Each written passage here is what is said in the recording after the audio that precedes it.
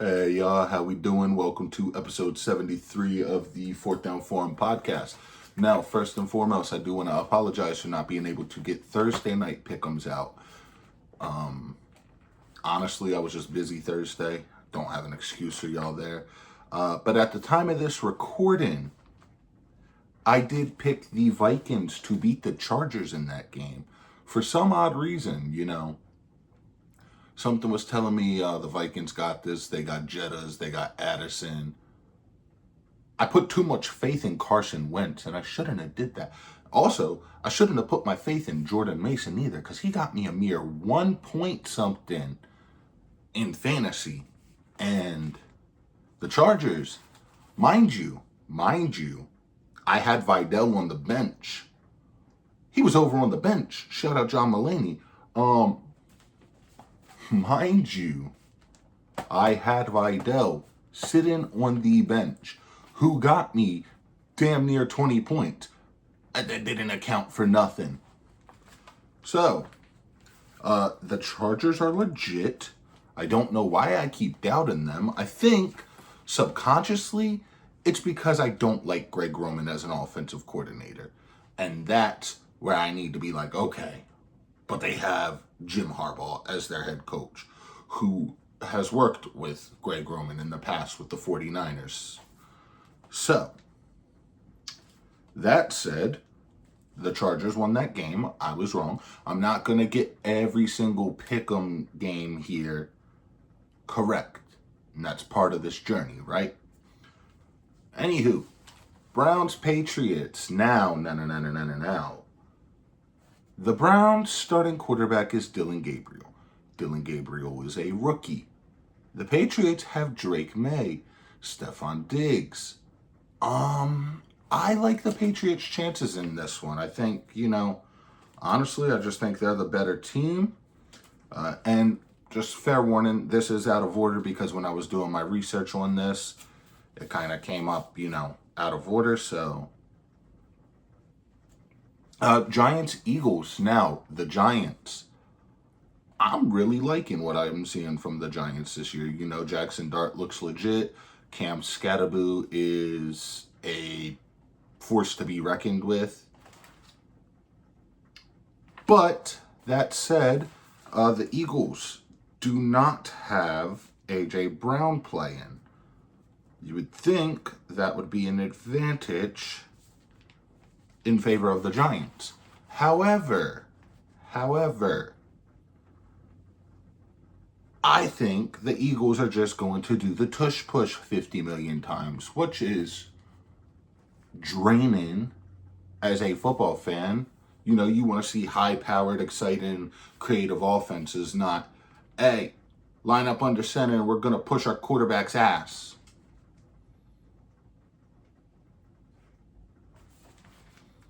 Anyways, I got the Eagles beating the Giants in this game.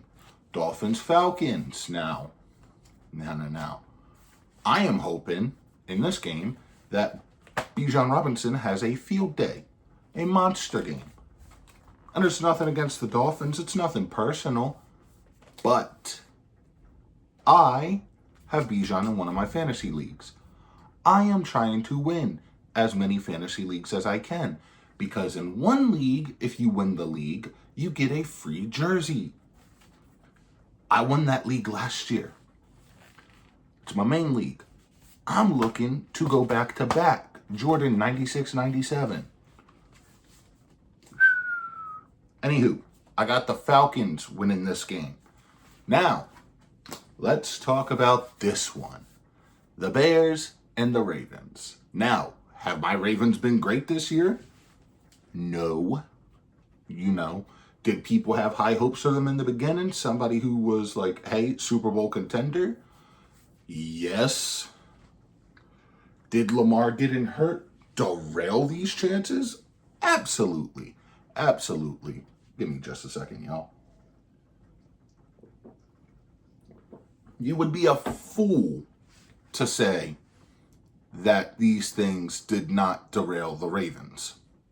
Did us signing Cooper Rush, who doesn't have no similar skill set to Lamar Jackson, instead of just bringing back Tyler Huntley and making him QB2 derail us as well. Also, yes, because you could sit here and make the argument that the one game the Ravens lost where you could say, before, mind you, this is before Lamar got injured. The one game you could argue where it's like, okay, yeah, we definitely deserve to lose that game, was the game where we played the Chiefs, because we looked like hot ass out there. Anyways, the Bears, Roquan Smith's former team, they've been poking and prodding and making fun, and rightfully so. The Ravens haven't been this juggernaut that everybody expected them to be. Lamar Jackson is coming back. That is step one to digging us out of this hole. And do I have a little bit of delusion to where I'm thinking, okay, Lamar's took far worse rosters to a better record, because before he got hurt in 2021, the Ravens were 8-3 at the 1 seed. So, is this just me being biased and my Ravens fandom in me speaking? Mayhaps, perhaps. But for the first time in a long time, I am picking the Ravens over the Bears, and I hope I am right, because next thing you know, they're on a short week, so you could get to 2-5. Then you got the quick turnaround against Miami. Then you could get to 3-5, and then next thing you know, you start stacking these wins. They haven't played any of their division games yet either, so I'm taking the Ravens over the Bears. Just a hunch. Jets, Bengals. The Bengals have former Ravens quarterback Joe Flacco. I am a big fan. I lost the pen. Sorry about that, y'all. I am a big fan of Joe Flacco. He was the Ravens quarterback that I watched, being a kid that moved from Maryland to Texas.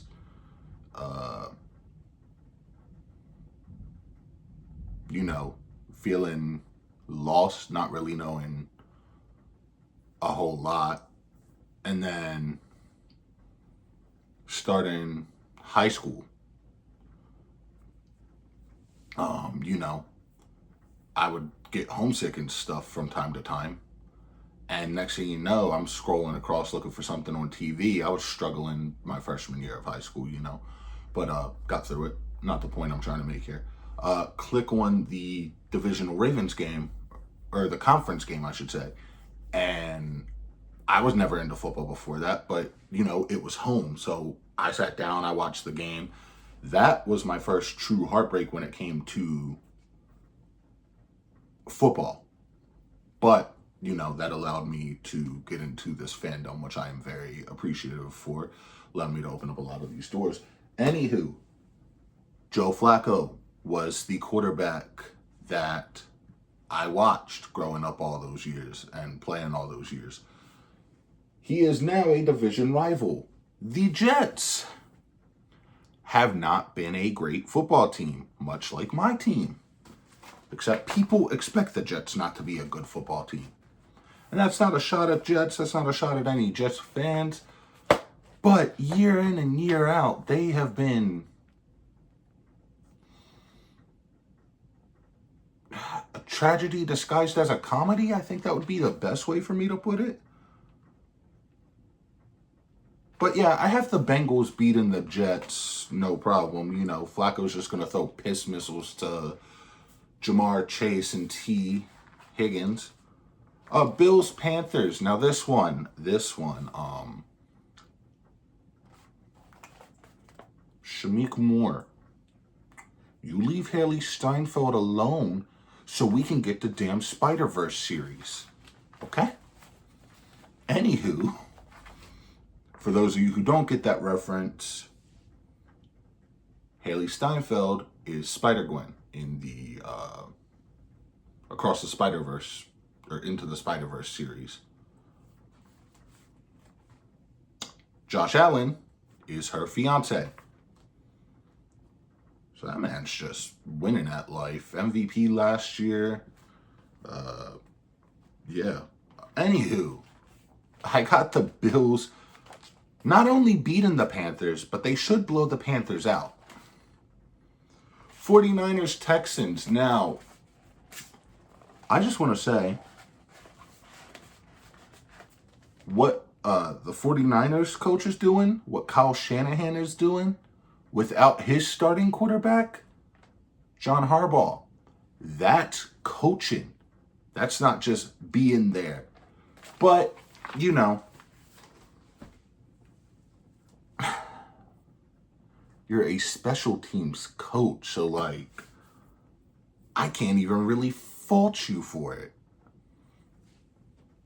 But when your quarterback goes down, you're supposed to find ways to win and stay in the game. Shanahan can do that. Harbaugh has proven he's not able to do that. So, the Texans have not looked that great either this year. I am picking the 49ers to beat the Texans. Bucs Saints, now this should be a great NFC South matchup. But I'm really liking what I'm seeing from Baker Mayfield this year. I think he is the clear favorite for league MVP. And if you don't agree with that, I don't know what product you've been watching. But yeah, I think Mike Evans is out for the year. So the thing that sucks with that is he is going to lose his streak. Well, obviously, first and foremost, before anything, him being injured sucks. You never want to wish injury or see any players get injured.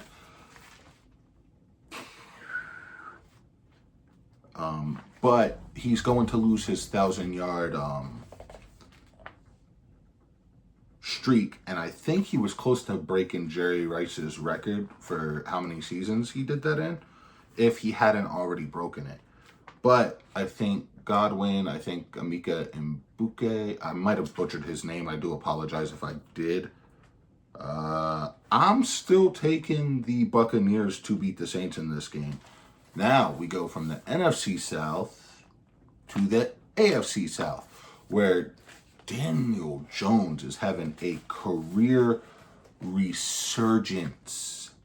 You know, he had that half a season where the Giants released him because he wasn't playing all too well.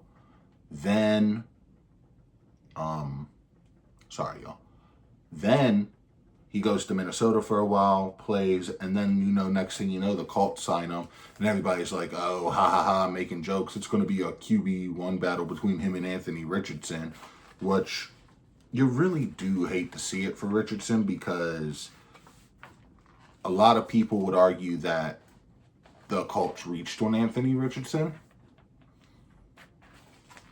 I don't know if I can make that argument, but I do have the Colts beating the Titans.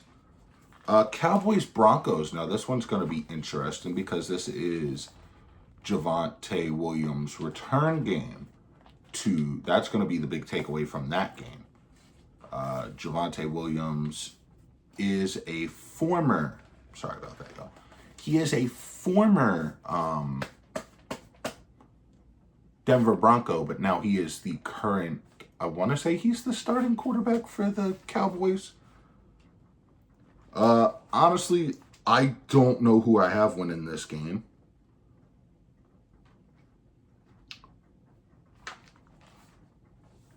Like, if I were to flip a coin, I could be like, well, yeah, they have this, this, and this. The Cowboys no longer have Parsons. The Broncos have a promising QB in Bo Nix. But am I going to use logic here, or am I going to go with my gut? My gut is saying Denver. But up here is saying Dallas. So we're going to go Dallas. Then we get the Aaron Rodgers Packers-Steelers game. Now, Aaron Rodgers, long time Green Bay Packers quarterback, had 2 stints with the Jets. Technically 1 stint with the Jets because this first season he played 4 snaps and then popped his Achilles, which, hate to see it. Now he is with the Pittsburgh Steelers. The Pittsburgh Steelers are hosting the Green Bay Packers on Sunday Night Football at home.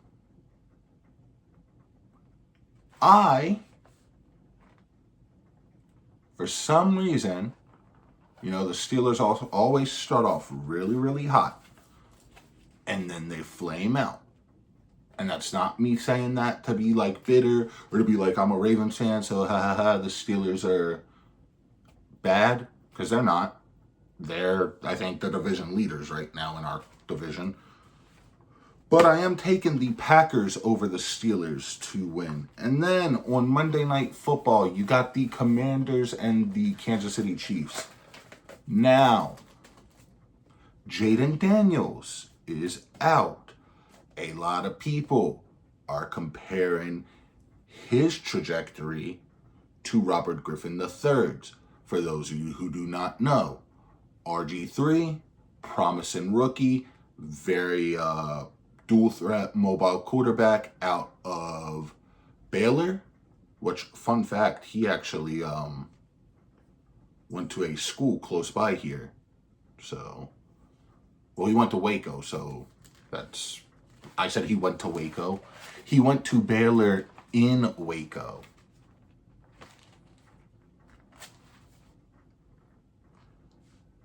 However, the Chiefs are getting hot at the right time. And that should scare the rest of the league because, Travis Kelce, who I did just trade for in fantasy because I needed a tight end. Mahomes, Worthy, all of those guys. Is it that the NFL wanted to throw us off their game plan and then be like, okay, we'll give 1 year where the Chiefs are in it, but they don't win, and then the next year, so they don't get the three-peat, but I'm taking the Chiefs to win the Monday night game over the Commanders. Back to what I was saying about the RG3 and the Jaden Daniels comparisons. That needs to stop because Jaden Daniels still has his whole career ahead of him.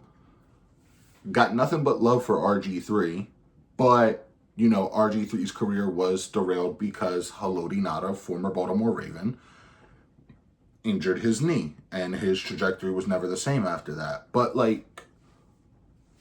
RG3's story was a bit different because you drafted a quarterback in the same the same draft you drafted RG3. So what are we doing there? Anyways, Jaden Daniels is going to be all right. His mom has asked for people to stop wishing that trajectory on Jaden Daniels, which I don't think many people are. I know I said a while back that I personally want Jaden Daniels to finish what RG3 started in Washington.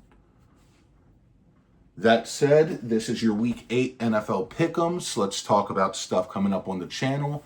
I didn't post an NBA season opener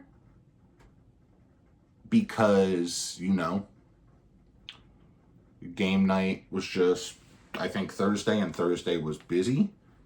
What I can do possibly is at the end of the week, go back, look at all the games, be like, this is what happened, this is where things stand, things of that nature. But right now, the bread and butter of the channel is going to be football because that is what is the heaviest sport. I am aware that the World Series is going on right now, but baseball doesn't get a whole lot of traction on this channel. That is something that we could look into and pick up next season. Player profile episodes. I know I said the one about Kobe Bryant. I want to do that one. That one is going to be in the new year when we are approaching the anniversary of his death. And I am going to try and do that in a respectful manner, not a distasteful manner, because Kobe Bryant is my favorite. One second. Oh, I can't even show y'all because I'm using it as the base for recording. But yeah, one time someone gifted me a Kobe Bryant, you know, LED light that changes different colors, which one of the coolest things I've received. My sister one year for Christmas, I want to say, got me the biography, the Kobe Bryant biography. So I have that. I have a plethora of jerseys, things of that nature. So I'm going to do the research and, highlight his career, things of that nature, and go from there.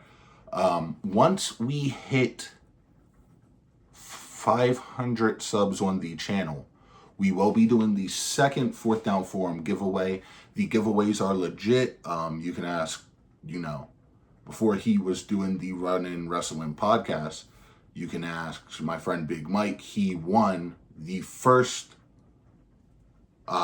Fourth Down Forum giveaway. So these giveaways are legit. The channel does fluctuate between subscribers. I do try to do the work, be like, hey, would you like to subscribe to the channel? I'll sub back. And sometimes that works. Sometimes it sticks. Sometimes, I'll put YouTube shorts out and people will find the channel that way. But, other than that, because I don't want to keep this or get this into a very long episode, once we hit 500 subs, the winner of the second giveaway will be winning a mini helmet of either their favorite NFL or their favorite collegiate team.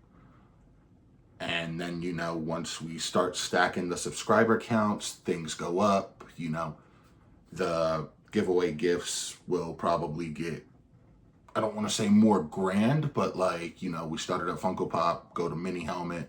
The next giveaway could be a hat of the winner's choosing. Then, once we get to say 1,000, we'd go from 500 to 1,000 probably. 1,000 to yada yada, That's how we're going to do the giveaways on the channel. So that said, this has been episode 73 of the Fourth Down Forum podcast. Much love. I appreciate y'all being here. I appreciate the continued support. I am going to keep, pushing, keep grinding, keep, trying to push my content out there, hoping it works out. This is what I want to do long term if I'm able to, make a career out of this if I can, And yeah, much love. I appreciate the love and support, and I will see y'all back here for episode 74.